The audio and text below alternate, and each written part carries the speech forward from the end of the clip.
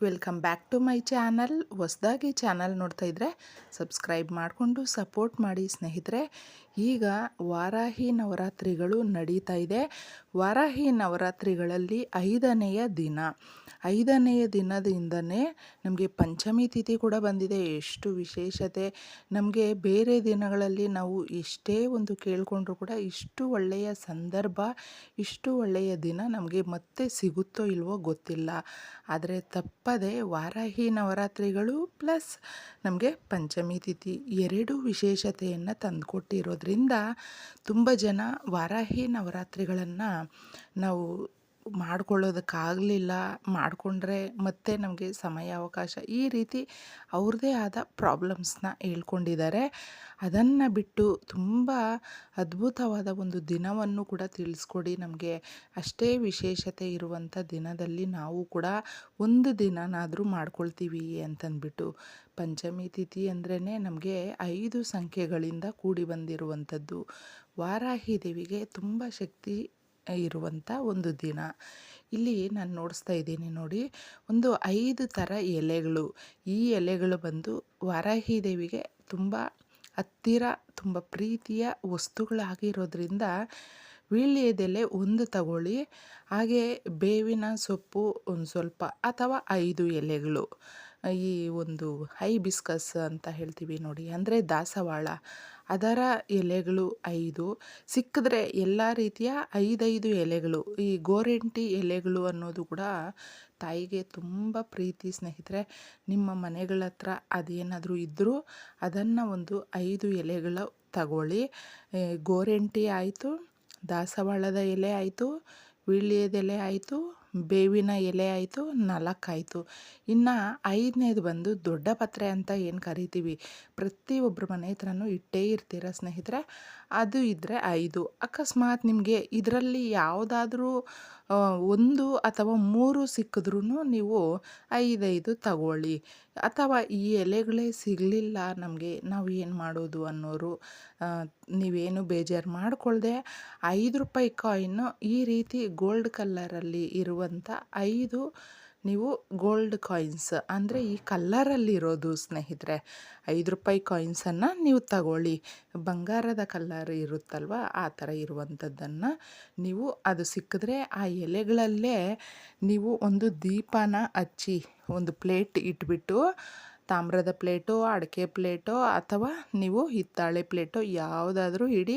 ಅದ್ರ ಮೇಲೆ ವೀಳ್ಯದೆಲೆ, ಇನ್ನು ಮಿಕ್ಕಿದ ಎಲೆಗಳು ಹೇಳಿದೆ ಅಲ್ವಾ, ಅದನ್ನೆಲ್ಲ ಇಟ್ಬಿಟ್ಟು ಜೋಡಿಸ್ಬಿಟ್ಟು ₹5 ಕಾಯಿನ್ಸ್ 5 ಇಟ್ಬಿಟ್ಟು ಯಥಾವತ್ತಾಗಿ ನೀವು ದೀಪ ಹಚ್ಚಿಬಿಟ್ಟು ಈ ₹5 ಕಾಯಿನ್ಸು ಮಾರನೇ ದಿನ ಸ್ನೇಹಿತರೆ, ಒಂದು ದಿನ ಪೂರ್ತಿ ತಾಯಿಯ ಪಾದದ ಹತ್ರ ಇದ್ದರೆ ಅದಕ್ಕೆ ಎಷ್ಟು ಶಕ್ತಿ ತುಂಬಿರುತ್ತೆ ಆ ಕಾಯಿನ್ಸ್ಗೆ, ₹5 ಮತ್ತು ಆ ಕಾಯಿನ್ಸನ್ನು ನೀವು ಈ 5 ಜಾಗದಲ್ಲಿ ಇಡಿ. ನಾನು ಈಗ ಉಪ್ಪಿನ ಜಾಡಿ ತೋರಿಸ್ದೆ.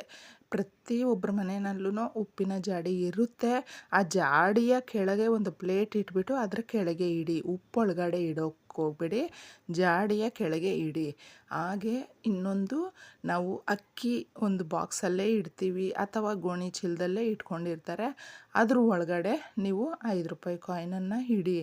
ನಿಮ್ಮ ಬೀರುವ ಕಪಾಟ್ ಏನಿರುತ್ತೆ, ಬಟ್ಟೆಗಳು, ಒಡವೆ, ದುಡ್ಡು ಎಲ್ಲಿ ಇಟ್ಕೊಳ್ತೀರ ನೋಡಿ, ಆ ಜಾಗದಲ್ಲಿ ಒಂದು ಜಾಗದಲ್ಲಿ ಇಡಿ. ಹಾಗೆ ನಮ್ಮ ಅಡುಗೆ ಮನೆ ಸ್ನೇಹಿತರೆ, ಅಡುಗೆ ಮನೆಯಲ್ಲಿ ಈ ಸಾಸಿವೆ, ಜೀರಿಗೆ ಎಲ್ಲ ಇಟ್ಟಿರ್ತೀವಲ್ವ, ಆ ಬಾಕ್ಸಲ್ಲಿ ನೀವು ಈ ₹1 ಕಾಯಿನನ್ನು ಇಡಿ. ಇನ್ನೊಂದು ಬಂದು, ಪ್ರತಿನಿತ್ಯ ನಾವು ದೇವರ ಮನೆಯಲ್ಲಿ ಪೂಜೆಗೆ ಅಂತ ಕೂತ್ಕೊಳ್ತೀವಿ. ದೇವರ ಮನೆಯಲ್ಲಿ ನಾವು ದುಡ್ಡು ಅಂದರೆ ಒಂದು ಬೌಲಲ್ಲಿ ಅದಕ್ಕೆ ಅಂತಂದ್ಬಿಟ್ಟೆ ಇಟ್ಟಿರ್ತೀವಿ. ಇಟ್ಟಿಲ್ಲ ಅಂದರೆ ನೀವು ಒಂದು ಬಟ್ಲಿಟ್ಬಿಟ್ಟು ಆ ಬಟ್ಲು ಒಳಗಡೆ ಈ ₹5 ಕಾಯಿನನ್ನು ಇಡಿ. ಮತ್ತು ಇದನ್ನು ಯಾವ ಥರ ಬದಲಾಯಿಸ್ಕೊಳ್ಬೇಕು ಅಂತೆಲ್ಲ ನೀವು ಏನೂ ತೊಂದರೆ ತಗೊಳ್ಳೋದಕ್ಕೆ ಹೋಗಬೇಡಿ, ಹಾಗೆ ಬಿಟ್ಬಿಡಿ. ಅದು ಎಷ್ಟು ದಿನನಾದರೂ ಇರಲಿ. ಯಾಕಂದರೆ ಈ ವಸ್ತುಗಳು ಈ ಜಾಗದಲ್ಲಿ ಇಡೋದು ನಮ್ಮ ಮನೆಯಲ್ಲಿ ಶುಭ ಸಂಕೇತ, ಮನೆಯಲ್ಲಿ ಅಭಿವೃದ್ಧಿ ತಂದುಕೊಡುತ್ತೆ. ದುಡ್ಡನ್ನು ಒಂದು ಆಕಸ್ಮಿಕವಾಗಿ ನಮಗೆ ಬ ಬಂತು ಅಂತ ನಾವು ಹೇಳ್ತೀವಿ ನೋಡಿ, ಆ ರೀತಿ ನಮಗೆ ಆಕಸ್ಮಿಕವಾಗಿ ದುಡ್ಡು ಬರೋದಿದ್ರೆ ಬರುತ್ತೆ. ಅಥವಾ ತುಂಬ ಜನ ಕೊಟ್ಟುಬಿಟ್ಟು ನಾವು ಸಾಲಗಳು ಅಥವಾ ಫ್ರೆಂಡ್ಶಿಪ್ಪಲ್ಲಿ ಸಂಬಂಧಿಕರಲ್ಲಿ ಕೊಟ್ಟಿದ್ದೀವಿ, ಕೇಳೋದಕ್ಕೂ ಆಗದೆ ಸುಮ್ಮನೆ ಇರೋಕ್ಕೂ ಆಗದೆ ಈ ಥರ ಪರಿಸ್ಥಿತಿನಲ್ಲಿದ್ದೀವಿ ಅನ್ನೋರು ತಪ್ಪದೆ ಅದೆಲ್ಲ ನಿಮಗೆ ಹುಡ್ಕೊಂಡು ಬರುತ್ತೆ. ಅಥವಾ ನೀವು ಒಡವೆಗಳು ಕೂಡ ಯಾರಿಗೋ ಕೊಟ್ಟಿರ್ತೀರ, ಅವರು ವಾಪಸ್ ಕೊಟ್ಟಿರಲ್ಲ, ಈ ರೀತಿ ಎಲ್ಲ ಇರುತ್ತೆ ಸ್ನೇಹಿತರೆ.